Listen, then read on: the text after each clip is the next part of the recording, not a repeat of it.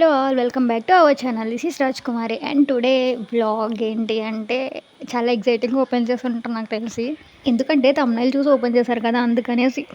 అవునండి, నిజంగా 3 ఏళ్ల కోరిక నెరవేరింది. ఆ కోరిక ఏంటి అంటే అంతర్వేది టెంపుల్కి వెళ్ళాలనేదే ఆ కోరిక.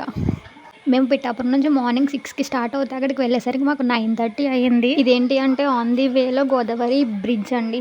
ఆ వేలోనే పంచముఖ ఆంజనేయ స్వామి కనిపించారు. బట్ వీడియో బ్లర్ వచ్చింది. అలా ప్రయాణం చేస్తూ చేస్తూ అంతర్వేది ఊర్లోకి అయితే ఎంటర్ అయిపోయాము. అక్కడ వర్షాలు గట్టిగా పడి ఉంటాయి. కోర్స్ మా ఊర్లో కూడా గట్టిగానే పడినాయి. కాకపోతే ఇంతలా నిండలేదు. ఇక్కడ రోడ్లు అయితే చాలా నిండిపోయినాయి.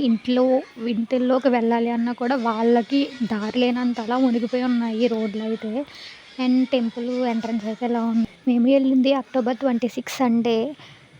దర్శనం అయితే చాలా ఫ్రీగా అయ్యింది అండ్ చాలా బ్లెస్డ్గా అయితే ఫీల్ అయ్యాను. అండ్ ఇవి వచ్చి నవ నరసింహ క్షేత్రాలు. ఇందులో నేను దర్శించుకున్న క్షేత్రాలు కర్నూలు జిల్లా అహుబిలం అండ్ కోనసీమ జిల్లా అంతర్వేది.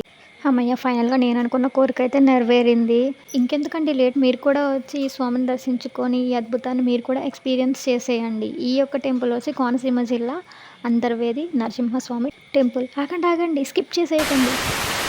ఈ రూట్ వచ్చి కుండలేశ్వర స్వామి టెంపుల్కి అయితే స్టార్ట్ అయ్యాము. యాక్చువల్గా అంతర్వేది వెళ్ళే చాలామంది పీపుల్స్ ఒక అద్భుతమైన ప్లేస్ని అయితే విజిట్ చేయాలనుకుంటారు. ఆ ప్లేస్ ఏంటి అంటే అంతర్వేది బీచ్.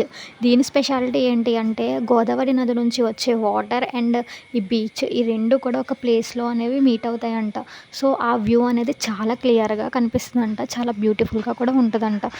బ్యాడ్ లక్ ఏంటంటే ఆ వ్యూని మేము చాలా మిస్ అయ్యాము. ఎందుకంటే తుఫాన్ వల్ల ఆ యొక్క బీచ్ రూట్ అనేది క్లోజ్ చేస్తారు. మేము ఎంత రిక్వెస్ట్ చేసినా అక్కడ సెక్యూరిటీ గార్డ్ అయితే పంపించలేదు. సో అందుకని చెప్పి ఇంక రిటర్న్ వచ్చి కుండలేశ్వర స్వామి టెంపుల్కి అయితే స్టార్ట్ అయ్యాము. అండ్ స్వామి టెంపుల్ ఇది ఏంటి అంటే శివుని టెంపులే అండి.